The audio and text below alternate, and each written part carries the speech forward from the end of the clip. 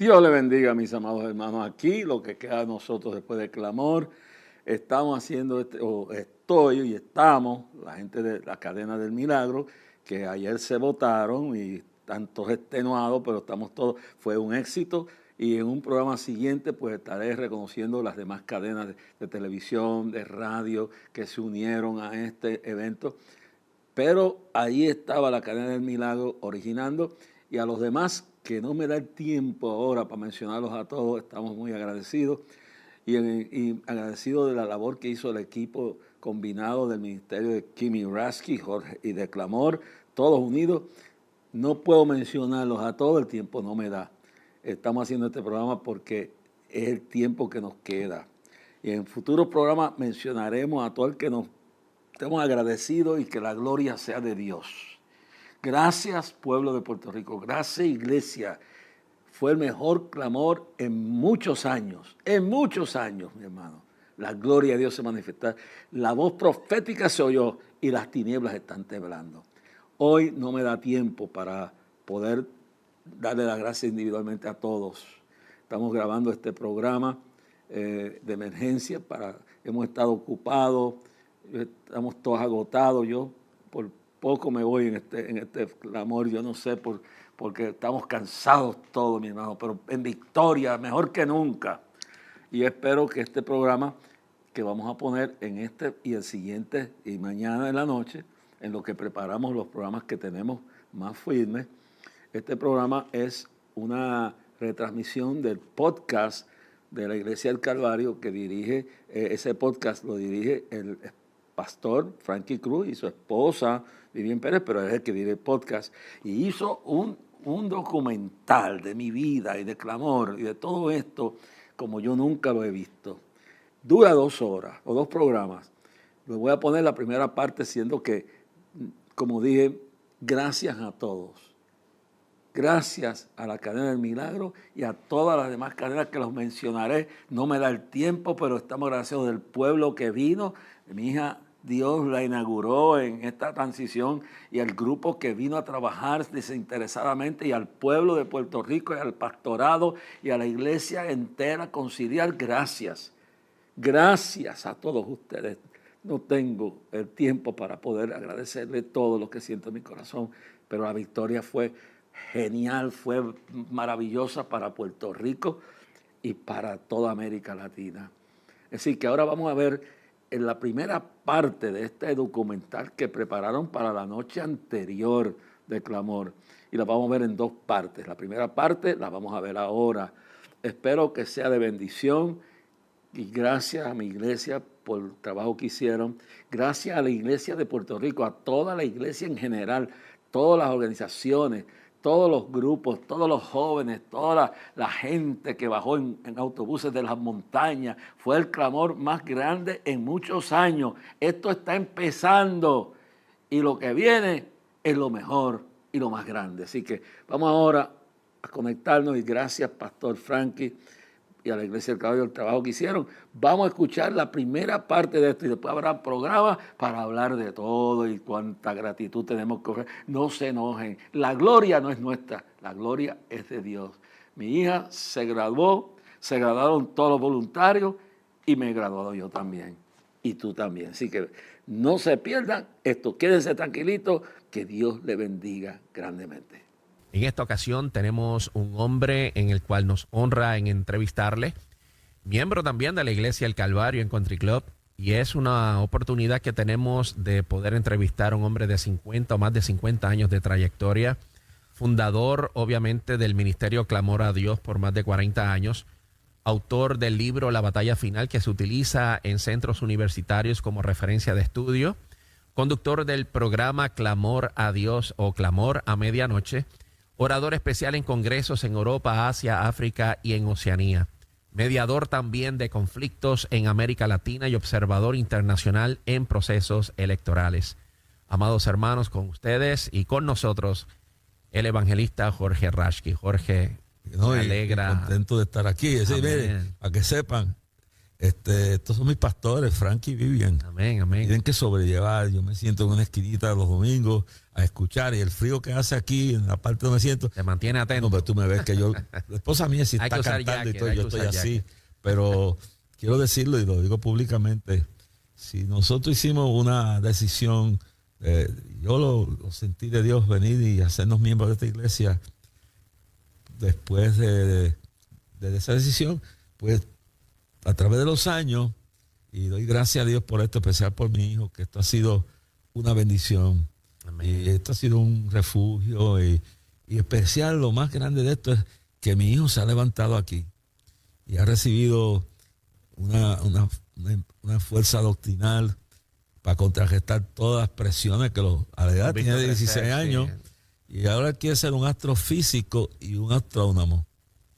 Y yo no le pongo que toca órgano, aprendió con un órgano que ustedes tienen aquí, se pone a cantar y la vecina lo escucha. Y qué bueno que la iglesia... no, ha sido una bendición. La iglesia forma parte de cuando la gente le ve la importancia a llegar a una iglesia, y la iglesia es un brazo fuerte de la sociedad, y si obviamente la comunidad se lo permite, en la iglesia hay mucho Yo quiero beneficio. decirte algo. Tú me ves que yo vengo aquí el domingo, ¿verdad? Yo me hinco en esa esquina ahí hasta... Yo casi no participo del cántico y nada de eso, pero me hinco como media hora ahí. ¿Sabes por qué? Porque el único sitio que yo puedo orar de rodillas es la iglesia. En casa yo oro tirado en el piso, un poquito de rodillas, muy poco, de pie.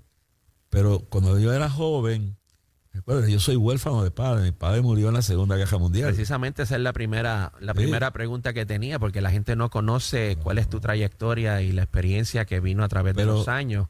¿Cómo fue su niñez, adolescencia? Bueno, eso es lo que te quiero decir, que mi padre, yo soy descendiente de mi familia por mi padre. Por el padre mío soy descendiente del rabino más famoso del siglo XV. Y ellos eran alemanes judíos. Y el rabino era el ancestro importante de nuestra familia. Para el siglo XV, en Alemania estaba Martín Lutero en la Reforma. ¿Qué pasa? ¿Sabes? Si tú vas a un seminario wishy-washy, no te van a enseñar toda la realidad histórica. Es una frase de mi juventud, dice wishy-washy. No, sí, la conocemos. Sí, entonces, ¿qué sucede? Que Martín Lutero se convierte. Pero lo que la gente no entiende es que Dios trabaja con lo vil, lo menospreciado del mundo, y nos usa conforme a como Él cree. Pues Martín Lutero se convirtió y empezó la Reforma, pero se le quedaron muchas cosas del romanismo, y una de las que se quedó a Lutero fue que los judíos habían matado a Cristo y había que matarlo. Cuando empiezan a matar, Lutero hace un ejército a pelear con el Papa. Entonces mi familia se ve, y los judíos en Alemania se ven perseguidos.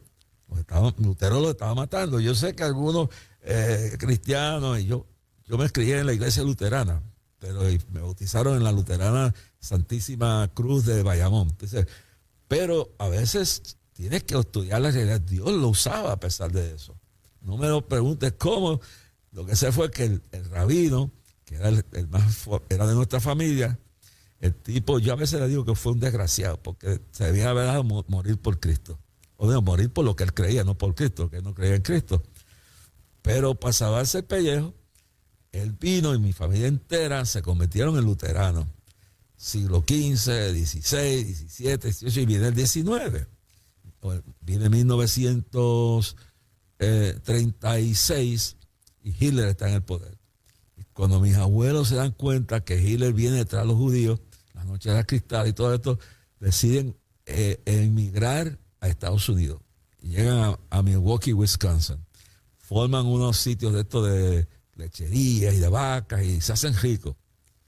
Algunos, ¿sabe quién paribó todo esto? Mi mamá no quería llevarle muchas cosas, pero Belén estuvo atendiéndola en los últimos meses. Y la madre mía, lo que nunca me dio, se lo decía a ella. Ellos llegaron a ser dueños, alegadamente, de los terrenos donde está Kennedy. Eran millonarios. ¿Qué pasa? Que cuando él viene, mi papá se llamaba Hugo Van Raschke. Era una familia real y de la gente alta de la sociedad. Aristocracia. Entonces, cuando llegan, a Estados Unidos, se hacen cuestión de lechería y viven en los grandes. Mi mamá sí me contaba cuando la tía, que vendría a ser tía de mi papá, en uno de los grandes, en el lago Michigan, se le viró el bote y se ahogó. Y eso fue todo lo que yo sabía de esta gente.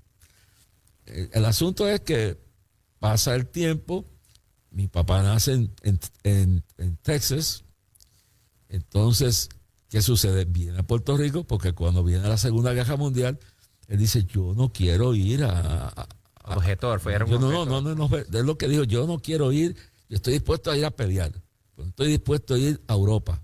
Puedo estar matando a un tío o un primo, porque tú estabas en Alemania y tú tenías que ir al ejército. Entonces lo mandan y llega a Puerto Rico para de aquí salir para el Pacífico. Pues conoce a mi mamá.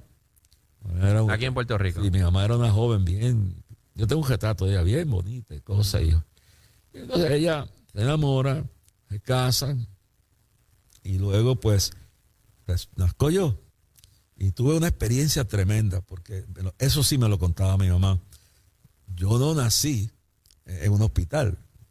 La casa nuestra quedaba en la calle Barbosa, a media cuadra del doctor José César Barbosa, el padre de la estadidad, el primer negro, médico. El primer medio negro. Mi mamá nació frente a la casa y mi abuela fue profesora, la más conocida de los pesqueras, de los más famosos y de los arbales y los pobres. Entonces, en ese asunto, pues él se casa con mi mamá, pero entonces no había la metodología, la técnica. Cuando de alguna forma vieron un retrato de mi bisabuela. Mi bisabuela, por otro lado, yo digo, yo soy negro por dentro y blanco por fuera. Mi bisabuela es hija de una esclava que llega en los barcos, los traían desnudos, encadenados, los traen por Guánica. Y esa negra esclava, los españoles le encantaban las negras, se casa con un español, pero todavía mi bisabuela salió negrita azulada. De alguna forma, yo no sé cómo eso llegó allá a Milwaukee. Cuando vieron esa negrita en la familia, dijeron, este va a ser un negro kinky, esto y aquello. Y se formó un revolú entre las dos familias. Mi mamá los mandó racismo, entonces. Mi mamá los mandó al infierno. Y además de eso, después se multiplica, porque después se convierte en una nacionalista. Porque cuando se van a llevar a mi papá, se lo llevan arrastrado, montado en el avión, le bajaron los grados para llevarlo para el Pacífico. Pero ella, ¿sabe? Mi abuela fue una bautista, pero tremenda bautista. Pero mi mamá se llenó de odio contra esa gente, se llenó de odio en aquel momento contra el ejército, pero esa gente los mandó al infierno. 2 años después vinieron a verme y cuando vieron que yo era rubio, ojos, no sé si azules o verdes, creo que azules, y me veían así, blanquitos, ellos querían arreglar, pero mi mamá me echó a perder todo porque dijo que no quería nada, no quería la herencia que me quedaba, que era millonaria, no quiso los beneficios del ejército y todo eso pues pasó. El asunto es que yo perdí todo eso, pero a veces cuando supe todos los millones que perdí, yo digo que queda aprovechar al hombre, si era todo el mundo, pero perdió su alma, quizás nunca me hubiera convertido. Claro. Y con eso pues mi abuela la mandó a Estados Unidos a terminar sus estudios y yo me quedé con mi abuela. Yo vivía en la calle, la casa nuestra estaba a media cuadra de Barbosa. Y yo los primeros 5 años de mi vida los pasé ahí. Y luego, porque yo aprendí tanto, porque a los 5 años yo estaba viviendo en la calle más importante de la historia en Bayamón y de Puerto Rico. Viene un hijo, mi abuela le crió a la hermana 3 hijos. Se tuvo que ir huyendo de una familia bien nombrada de aquí que la maltrataban a la hermana y ella se fue y le dejó los 3 hijos a ella, se llevó la hija. Entonces, cuando ellos se levantan, uno de ellos estaba en la marina mercante como cocinero, era un loco. Yo creo que estaba lleno de demonios, pero te digo la verdad, apareció un día y mi abuela era sencilla y le dice a mi abuela, mira, Juana Mercado, mamá Juanita, te tengo una mansión. Y vino con un camión y mi abuela, tengo eso grabado aquí. Nunca me lo he podido sacar de ahí. Entonces, lo veo que nos sacan, era un día soleado, nos montan en el asiento de adelante a los dos y el camión con los sillones y con lo que llevamos. Y tú sabes, nos llevó para el comienzo de invasión de Juan Amato. Y cuando nos para allí al frente, pues hizo la casa de madera buena, es más, hasta la letrina estaba pegada a la casa. No había luz. A pesar de que entonces tenías una herencia, ella rechaza todo, o sea, que te crías en una forma muy humilde. Bueno, desde la calle Barbosa, que era la calle de las Escatas, terminó en Juan Amato. Yo aprendí algo de allí, que allí en el Ajabal había gente buena, había gente mala, pero que allí tú no puedes cubrir tu condición. Y yo anduve descalzo, me botaba los zapatos, mi mamá. Entonces, de ahí me llevan de nuevo a Estados Unidos. Mi papá, yo el único recuerdo de él es la foto que tengo. Y antes de que se la llevaran para el Pacífico, él estaba en la cocina. Es lo único que tengo en la mente. Él está en la cocina, está mirando un espejo y yo lo estoy viendo. Era un hombre alto, elegante el tipo, tú sabes. Y de ahí no vi más nunca. Bueno, ya yo. Entonces mi mamá me recibe, me escribe en Nueva York. Mi mamá no estaba convertida. Es más, llegó hasta ser parte de la...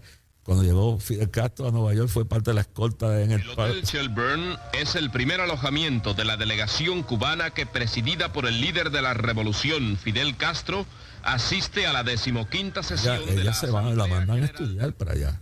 Terminan sus estudios en Nueva York. Yo me quedo con era jovencita, me quedo con mi abuela. Y luego cuando me tuvieron que sacar un tío de crianza que fue guardaespaldas de Leopoldo Figueroa, que fue un negro de raza negra, que fue el presidente de la Cámara, y este era el guardaespaldas que se llamaba Tío Carlos. Tío Carlos estaba con un 38 y yo lo quería mucho porque no tenía padre. Cuando me llevaron, él me llevó a Nueva York, me llevó arrastrado, y yo lloraba pataleando, yo no quería ir. Es más, yo llegué a un momento que como yo no podía explicarme por qué no tengo mi papá, por qué no tengo mi mamá.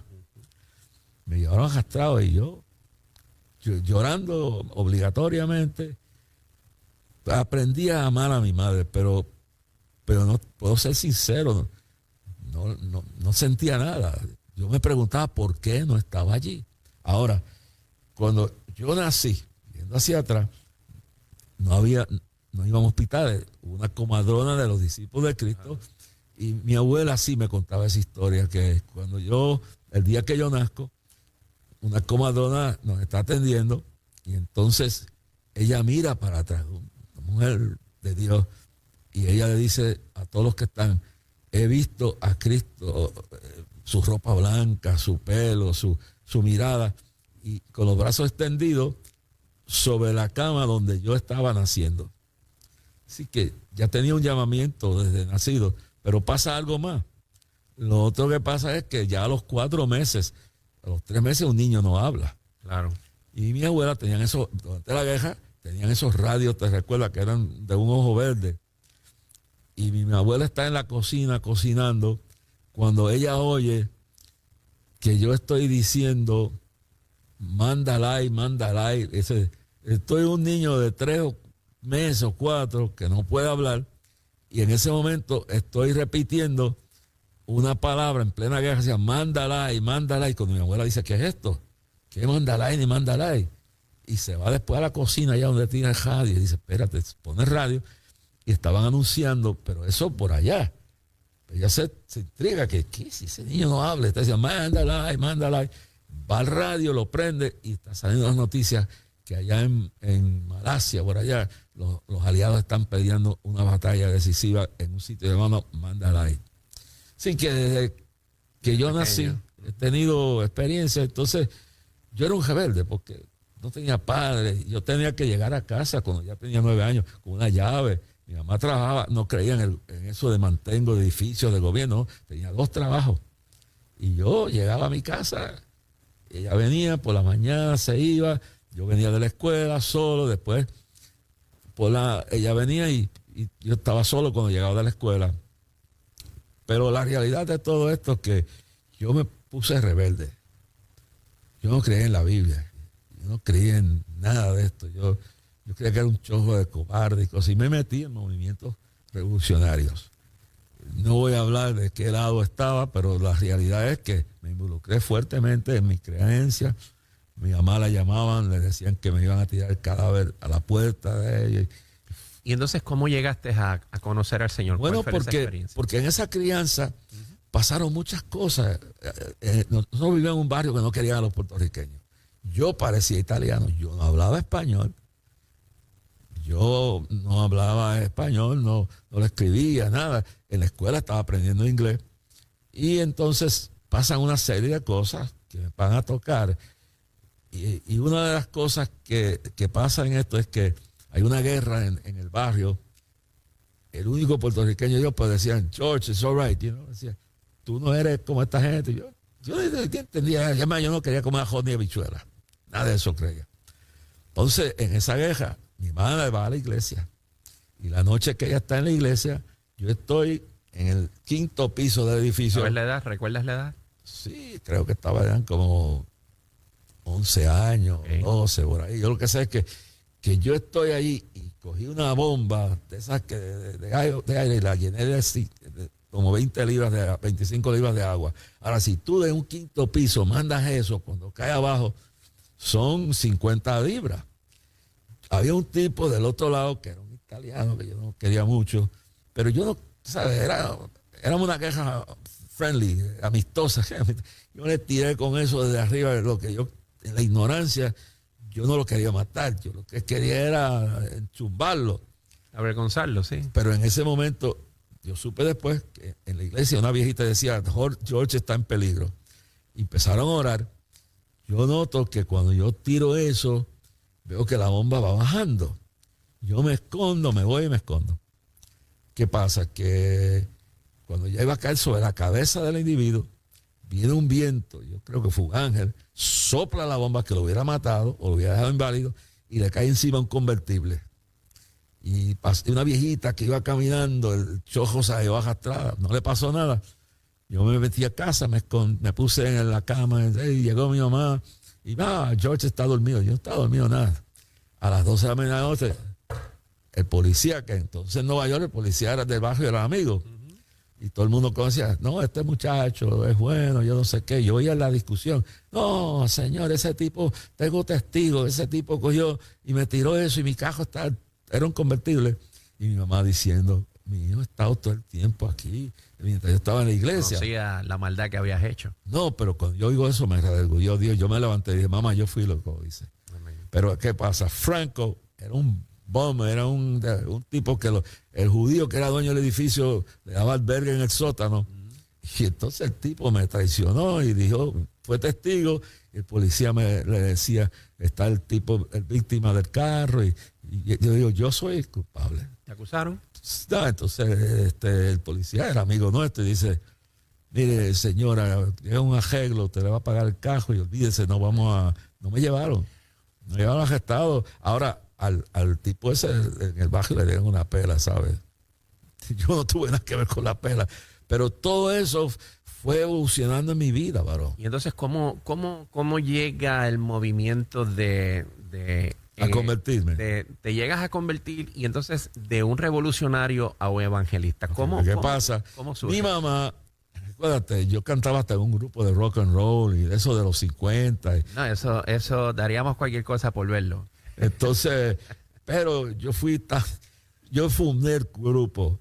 Estaba todo el mundo en ese tiempo quería imitar. ¿Le pusiste nombre? No me recuerdo el nombre. Yo lo que sé fue que era el tiempo de Frankie Lyman and the Teenagers. Yo me recordaba cuando decía, I'm not a juvenile delinquent. Yo hacía abajo. Okay. Pero el grupo siguió y yo tuve un problema que no podía llevar una nota. Y me votaron. Entonces, en todo eso yo me uno a ciertos grupos, pero mi mamá no se da por vencida. Y cada vez que en Nueva York en el verano hay excursiones, y entonces me llevan a una excursión a Washington. Era el momento grande cuando estaba Martin Luther King. Era el momento, mi mamá era una activista también en eso, y la iglesia era una iglesia de Dios, creo, Church of God, Mission por aquí. La iglesia favoreciendo el movimiento. Sí, entonces vamos a Washington. Fue un 4 de julio, estaba la catedral del doctor Elder Mitchell, era el Billy Graham de los negros, una catedral que el presidente Eisenhower donó dinero para eso. Y en medio de eso, va en la excursión, va también el doctor J. Ofe Rodríguez. Quizás tú no sabes quién es. Es el fundador de los Defensores de la Fe aquí. Y era negro. Mi abuela, negra light, pero era negra también, pero no como la mamá. Entonces, esa iglesia era todo negro. Yo fui en ese ambiente y fui a ver un culto y yo fumaba cajetilla. Ya eran como 13 o 14 años. Ya yo fumaba cajetilla media de cigarrillo.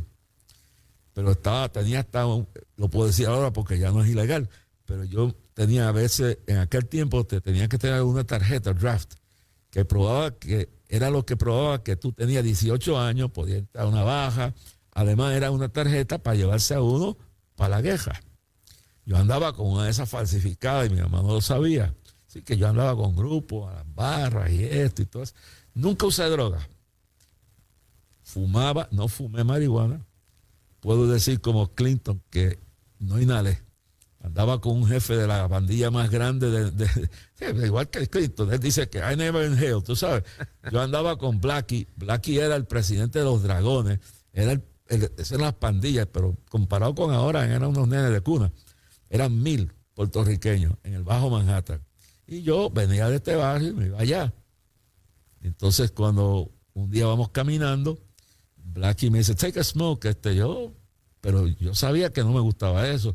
Y yo miré que él mirara para allá y me lo metí en la boca. Como yo sabía fumar, me aguanté el humo, como dijo Clinton, I did not inhale, no inhalé. Me aguanté el humo y nunca me inhalé un cigarrillo de eso, no quería saber de eso. El asunto es que todas esas experiencias empezaron a trabajar en mi vida y ese día yo tuve una visión en esa iglesia. Estoy viendo el coro cantar gloria, gloria, aleluya. Y ese coro y una cosa tan bella. Yo oigo una voz que me dice, tú no vas a cambiar la juventud. Vienen motines raciales que van a sacudir este país. Eso, Dios me mostró los motines con la muerte de Martin Luther King, con todos esos motines que hubieron. Y ese día yo vi eso. Y decía, tú no vas a cambiar. Ponte a buscar mi rostro y yo te voy a usar. Y yo lloré y me dio uno. No me convertí. Salí afuera y mientras oraba y la gente cantaba, sentí que algo se metió por dentro y más nunca. Cuando salí afuera, todavía me recuerdo la caja, era de Salem, y lo rompí, la pedí, los reyes, más nunca volví a eso. Pero no me convertí. Nos llevaron a campamento con el doctor Edward Michaud, 48, los únicos blancos eran mi abuela, mi mamá y yo. Fuimos al campamento el 4 de julio. Cuando venimos de regreso, eso fue para la época, si viste una película que se llama Mississippi Burning, sí. Pues eso fue más o menos para ese tiempo. Por ahí, cuando tú llegabas a Washington, DC, cruzabas el Potomac, el puente, había racismo a este lado, pero para este lado había leyes fuertes. Nosotros cruzamos el Potomac, venimos de regreso y paramos en un diner. Entonces yo ordené 48 comidas a la señora del diner y le dije, bueno, 48 foods. Entonces cuando las sirvieron todas, le digo, yo había visto un rótulo y dije, Dios mío. Ella me dice, ¿usted vio el rótulo? Sí, no voy a usar la palabra, dice, negros y perros para la cocina. Yo no era convertido. Mi mamá estaba al lado mío. Y yo dije, tengo un problema, tengo 48 negros allá adentro, afuera. Si no comen ellos, no como yo. Yo no era cristiano. Le maldije los huesos, formé un revolú, llamaron la patrulla, el State Police. Y yo dije, mami, vámonos. Nos montamos todos en la guagua. Y eso era huyendo la policía detrás de nosotros, el State Police. Y cuando cruzamos el puente, no nos podían tocar. Así que yo viví parte de esa lucha por los derechos civiles. En esa experiencia me reuní con Gloria, ¿cómo se llama? Parks, la viejita, que fue la que se desafió y se sentó adelante. Sí, en la guagua. Gloria Parks, si yo no me recuerdo el nombre completo, pero es Parks. Entonces, una de las gente que estaban con ellos, estaban en los que nos invitaron, de la gente de Edward Michaud, y la viejita se me quedó mirando y me dijo, ¿tú sabes qué? Tú vas a caminar por los pasillos de este Capitolio algún día. Yo hice caso. No fui electo para nada, pero años después me vi reuniéndome con senadores, líderes, me vi metido ahí adentro, reunido con diferentes líderes y cosas, y después metido en las grandes actividades donde venía el presidente y cosas. O sea, Ya para ese tiempo, ya No. tenías el interés de ser evangelista o todavía no ha pasado No, nada? yo no sabía nada. Entonces, Ok. después de eso, me invitaron, eso no voy a hablar mucho de eso, me invitaron a otra cosa. Y yo lo que pensaba, mira, Grand Rapids Mission, una convención de Church of God, la iglesia de aquí, Mission Board. Y entonces, ¿Y cómo llegas a esa conexión? bueno, porque Cuando realmente no una todavía misionera, no. Ok. era amiga de mi mamá, y entonces en el verano hacen esas excursiones. Digo, pues, invitaron. no, me invitaron y era 28 horas por tierra.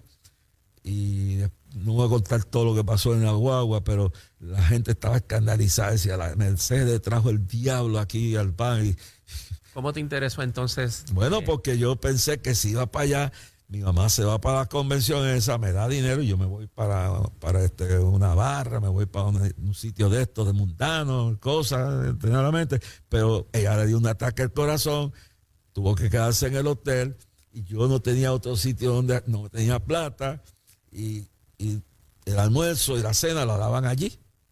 En la casa que me llevaron me daban desayuno y yo me iba.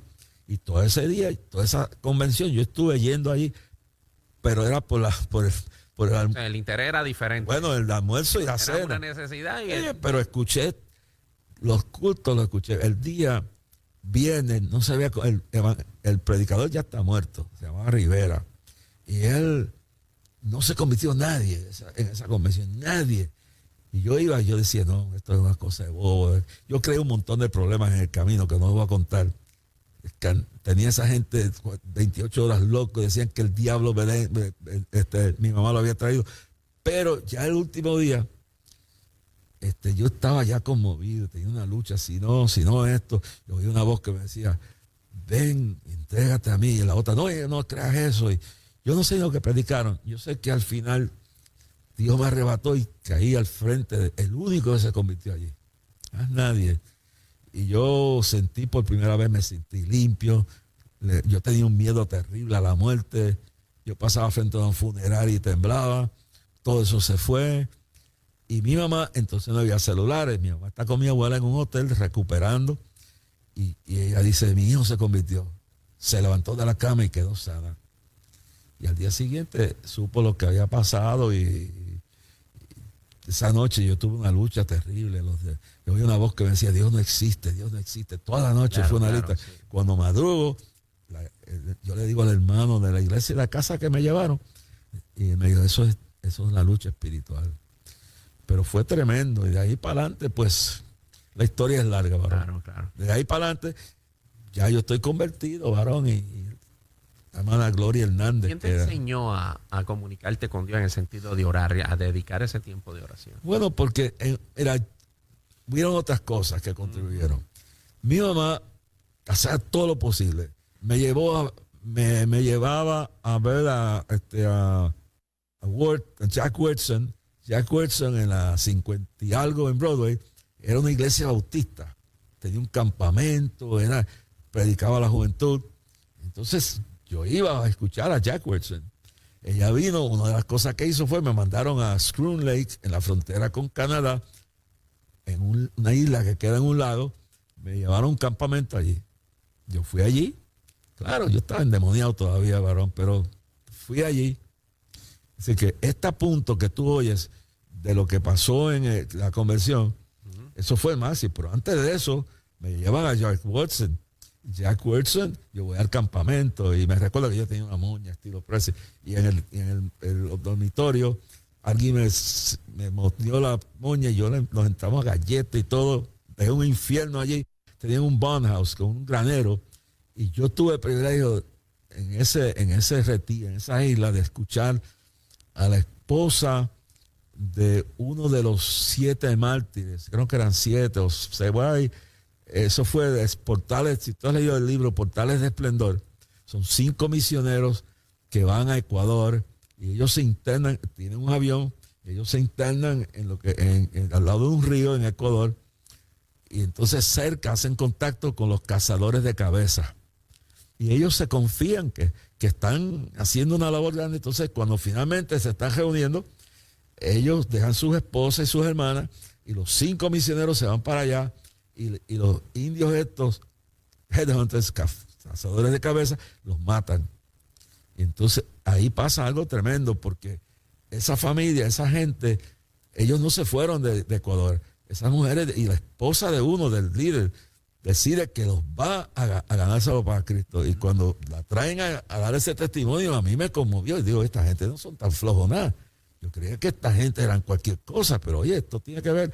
Bueno, el asunto es que ella se gana al que mató a su esposo. Y cuando Billy Graham hace el Congreso de Evangelismo de Berlín, ella aparece con el que asesinó a su esposo. Eso me conmovió. Cuando yo salgo ahí, yo salí tocado. Pero salí como espiritual, aunque no estaba convertido y con muchas cosas.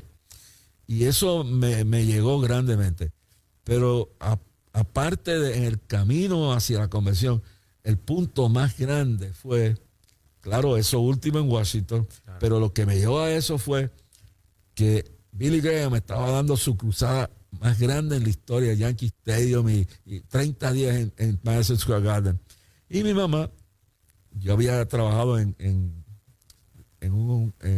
Lowe's Capital como mujer y todas esas cosas, y ella me dice, yo lo que estoy pensando en el teatro, y me dice, mira, te voy a dar dinero para que vayas a escuchar, esta es la última noche de Billy Graham. Yo lo que sé es que yo pensé, yo voy a esto, yo me voy a ir para comer, me metí al teatro, gasté, lo último era cuando White Castle, los hamburgers, eran a 5 chavos cada uno, y una Coca-Cola era como por todo, como 15 centavos, 20 los dos. Y yo me quedaba una peseta. Y yo dije, bueno, esto es lo que tengo para el tren, pero tengo hambre. Y yo no he cumplido con mamá. Y el White Castle quedaba a unas cuadras antes del viejo Madison Square Garden. Y yo me comí eso en hamburguesa 5 chavos y refresco. Y bueno, esa gente evangélica son buenos. Yo me voy allá a la cruzada y yo encuentro quien me pague y me lleva a casa o me pague eso. Me fui y Billy Graham era el último mensaje que iba a predicar. Aquí no cabía la gente. Entonces, cuando termina de predicar, un pastor de St. Petersburg, Florida, Bautista, se me acerca y me dice, yo te voy a llevar a conocer la esposa de Billy Graham. Y ella te va a hablar. El tipo venía con su familia, una gente bien buena, venían en cajos de allá, de todo. Y ya entonces, ¿no te conocían? No, me llevaron hasta allí. La esposa de Billy Graham empezó a hablarme. Fue una experiencia única. Después yo lo conocí personalmente, pero me trabajó aquello. Yo, esta mujer, ¿sabes? Y el mensaje y esto. Y yo estaba refutando que si yo andaba con un Garrison Belt, que era una correa con espuelas y las hebillas afiladas. Andaba con 2 switchblades, una de estas switchblades y la otra era estileto, y andaba con un jacket de cuero con la calavera atrás y todas esas locuras, tú sabes, haciéndose con uno fuerte.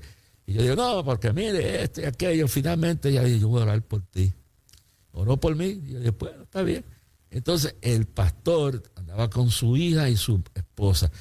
Yo era un adolescente, la muchacha era bien bonita y yo no voy a negar. Dice, oye, quizás, quién sabe, esta gente me va a llevar a comer, y empiezo a ver. A tener ideas. Bueno, espero que Belén no esté escuchando mucho de esto, pero... Ya se pasó, tranquilo. Me pasó, pero el asunto es que me llevan a Times Square a comer bistec de ese flame steak. Y yo digo, está bueno, está bien. Y hablando. Y en medio de eso me recordó que eran las 12 de la noche. Y entonces yo le digo al Bautista, le digo, mire, déjeme llamar a mi mamá. Me dieron 10 centavos para que lo echaran en el teléfono que había antes. Claro. Y llama a mamá y dijo, mami, Mom, I'm here, estoy aquí en inglés, estoy aquí en Times Square con un pastor bautista y su familia.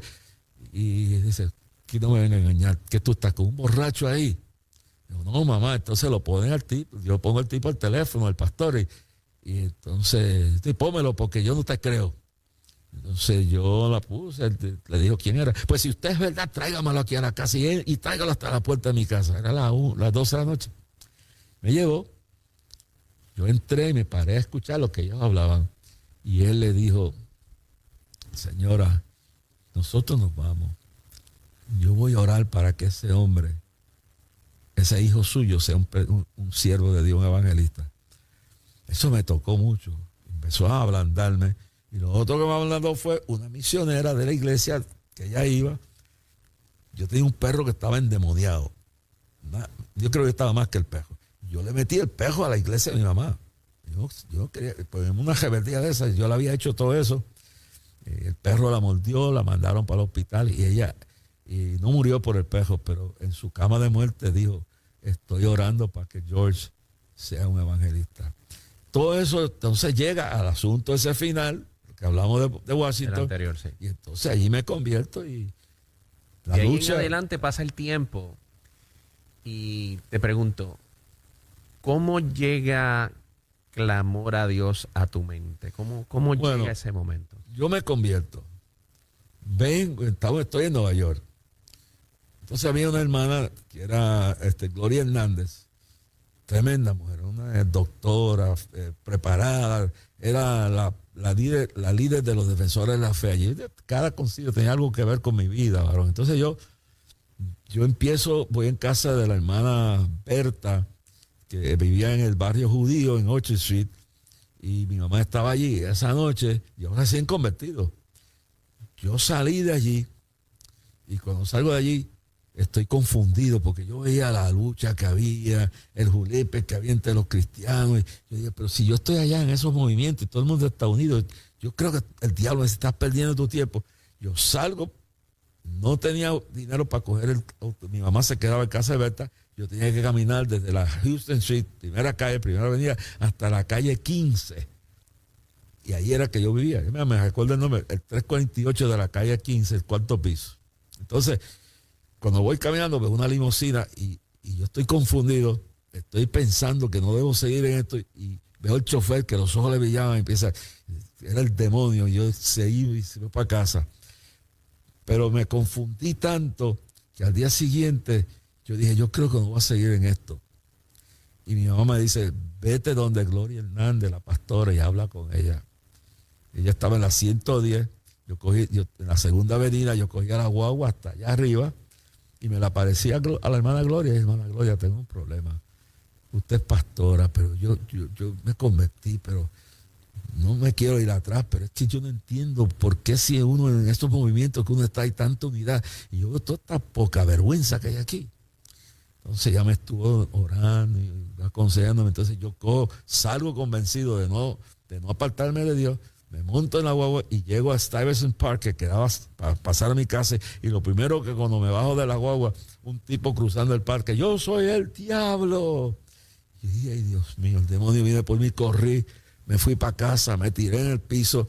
Y esa noche tuve una experiencia tremenda. Entonces empecé a ver y sentía que algo me quería sacar la mente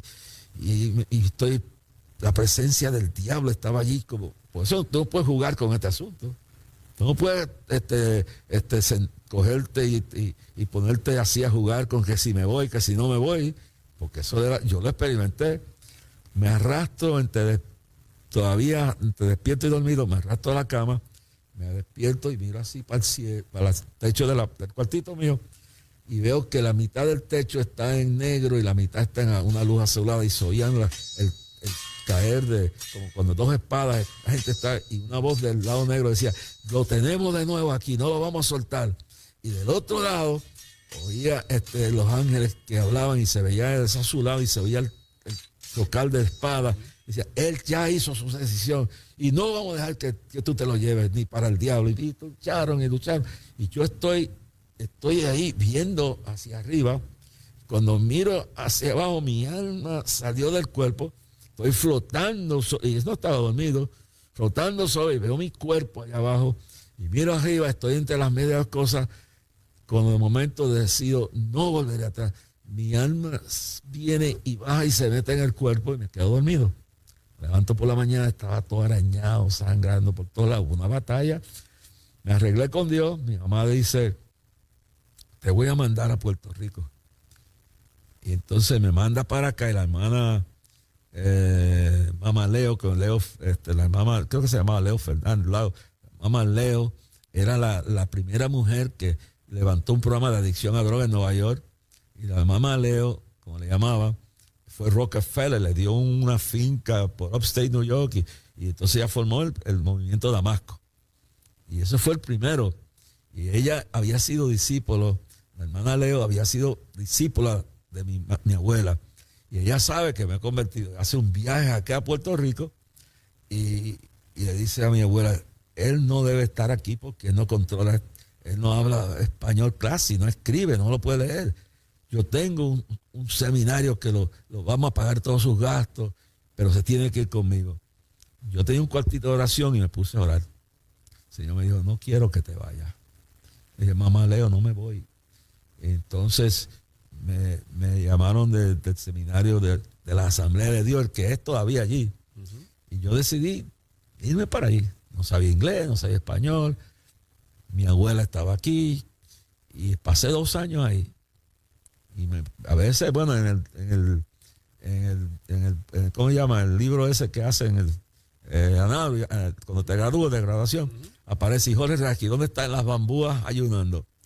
Entonces, no sobresalí en todo lo demás, pero me sacaron como mejor predicador, el loco que se iba a ayunar debajo de las bambúas. Y la idea de Clamor, entonces, bueno, ¿cómo llega el nombre y cómo llega la conexión? Después de eso, yo me gradué, vuelvo a la iglesia y me metí varios años por todo Puerto Rico. Uh-huh. Cuando después estoy recién casado con mi primera esposa, la mamá que murió, venimos, ya ella había ido conmigo a Colombia, todo eso, y regresamos, ya yo estoy predicando y estoy fuera, claro, y estamos en Colombia metidos, estábamos en Venezuela, pero llegamos de Colombia como en noviembre. Para ir a Venezuela vendimos el cajo, la estufa, la nevera, todo. Pero en esta ocasión estábamos llegando de Colombia y fuimos a dar una campaña ya yo había recorrido todo el país, estaba metido por todos estos sitios y estábamos en una campaña en Aguas Buenas. Para noviembre en Aguas Buenas baja la niebla. Eso es terrible cuando eso baja ahí. A 2 pies tú no ves a nadie. Yo me recuerdo que yo era bien fuerte en este asunto y yo estaba vigilando el grupo que venía a cantar a ver qué forma. O sea, en aquellos tiempos uno pensaba en todo eso. ¿Cómo va a estar? Si están mal vestidos, allí no lo van a separar la tarima. Pasa que no voy a ver a nadie. Cuando de momento, en medio de esa niebla, el Señor me habla y me dice, Puerto Rico está en peligro. Puerto Rico tiene sus muros espirituales, están caídos. Yo te llamo a que busques y organiza el pueblo y da un día que le vas a llamar Clamor a Dios frente al Capitolio. Yo no sabía por qué el Capitolio, después fue que entendí. Y vas a hacer este evento para comenzar a restaurar los muros, porque si no este país va banca baja. Y yo voy a hacer grandes cosas por este día. Empezamos y de ahí pues bajamos. Yo empecé... ¿Quién fue el primero que te dio la oportunidad de allí? Bueno, ya yo tenía el ministerio. Uh-huh. Yo entonces, como yo me metía por Utuado, por todos estos sitios, entonces empecé a organizar el evento con la gente que más estaba cerca de mí. ¿Y con qué líder en Puerto Rico comenzaste? Nadie. Jorge Rasky solo por ahí con los pastores que me ayudaban. Algunos creyeron que estaba loco. ¿Pero quién te dio el permiso para el Capitolio por primera vez? No, el primero, imagínate, eso fue en el 70 y algo, por ahí. Estaba hablando de ahora mismo son 52 años para atrás. Claro. Para decirte la verdad, yo no me recuerdo ni quién me dio el permiso, yo no me recuerdo cómo fue. Lo único que yo sé fue que me dieron la autorización no había todo lo endemaje que había. El primer clamor pues era dar un culto allí con unas bocinitas que teníamos, uh-huh, de esas de corneta, y el Capitolio me dio yo no me recuerdo de quién fue. ¿Cómo crece entonces? Bueno, ese primer clamor, tengo uno de ellos que se unió conmigo, fue Julio Rivas, que era metodista, y en unos cultos que yo he Utuado, Julio tuvo su problema con la iglesia metodista, porque se llenó del Espíritu Santo. Julio fue uno de los primeros que me ayudó. Entonces, además de eso, ir para atrás, pastores humildes, esto y aquello. Yo empecé a anunciar eso. Primer clamor, lo que teníamos era 4 drones de basura, boca abajo, con 2 paneles de 4x11, con una lona del ejército encima y unas bocinitas así.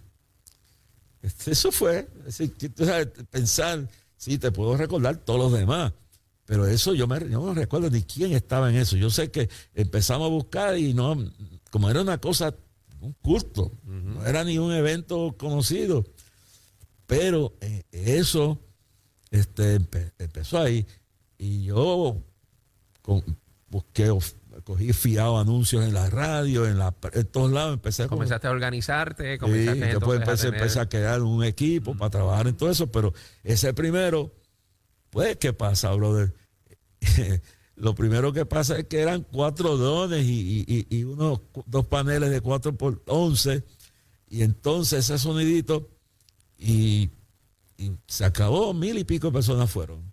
Me olvidé de todo eso, pero estuve un año recogiendo los $10,000 que me costó por todo el país. Julio me ayudó y por aquí empezamos. Comenzaste a promocionar. Claro. Y entonces en esos años, Gigi estaba comenzando. Ya yo había comenzado hace años.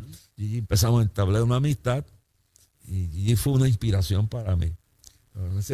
Y yo era para él, porque ya yo estaba comenzando, claro, y él estaba con su papá, igual que yo, con los cajitas de disco. Es interesante que la gente sepa que Gigi es una secuela de lo que tú comenzaste. O sea, ahí Gigi estaba empezando. Ya yo había recogido el país, recuérdate. Había hecho amistades de pastores por aquí, campañitas por acá, en las montañas de Utuado, los bocas de Utuado, en las playas de Mayagüez, en Aguadillo. ¿No había otro evangelista aparte de que llega allí? Bueno, sí, porque cuando yo estoy en el seminario, hubo un evangelista que se llamaba Oscar Candelario.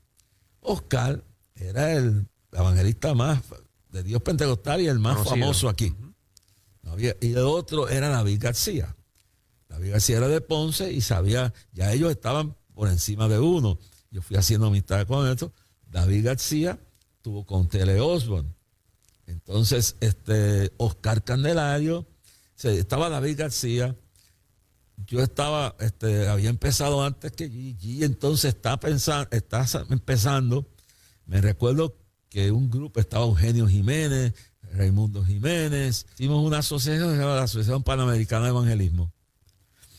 Y me recuerdo que solo David García y Eugenio y yo estábamos defendidos porque allí lo estaban atacando, que era un loco, que era esta cosa. Y me recuerdo que nos unimos todos y empezamos una discusión una noche, todo amanecernos, porque ya habíamos organizado esto y no querían dejar entrar allí.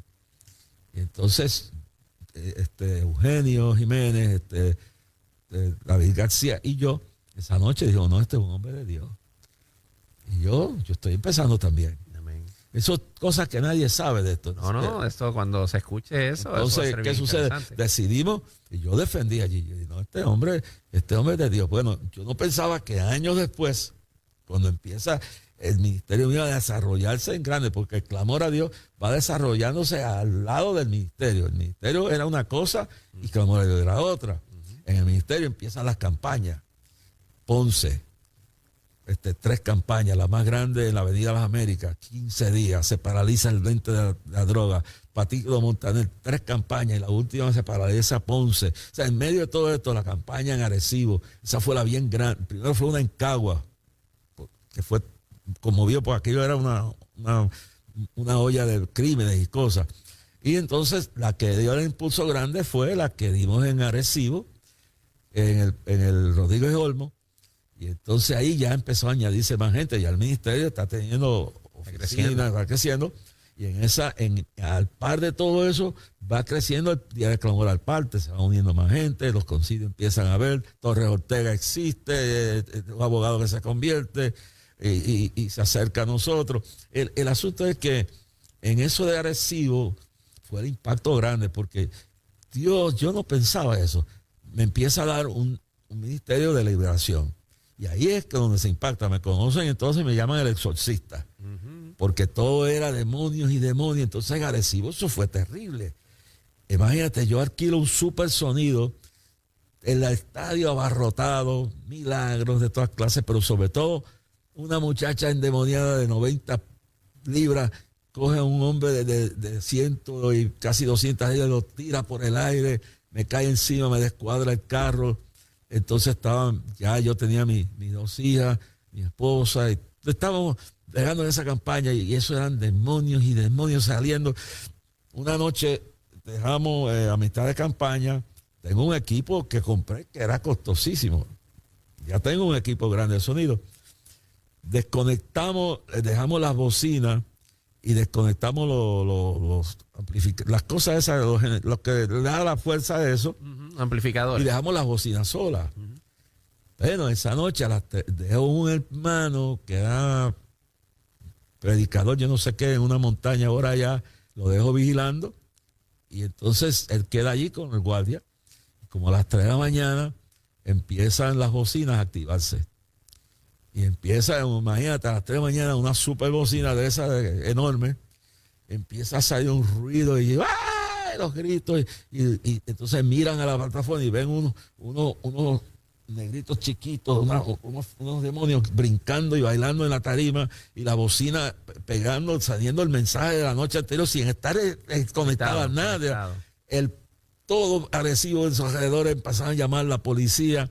El que yo dejé obedeciendo, cuando vio los demonios, esos negritos chiquitos, se fue y se me escondió en un cajo. No había quien lo sacara de allí.